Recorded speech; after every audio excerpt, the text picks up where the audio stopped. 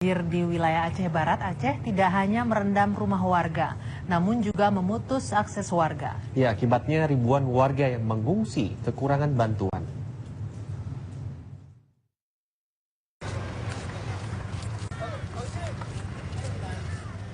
Beginilah kondisi tenda pengungsian korban banjir di Desa Pasi Masjid Johan Palawan, Aceh Barat, Aceh.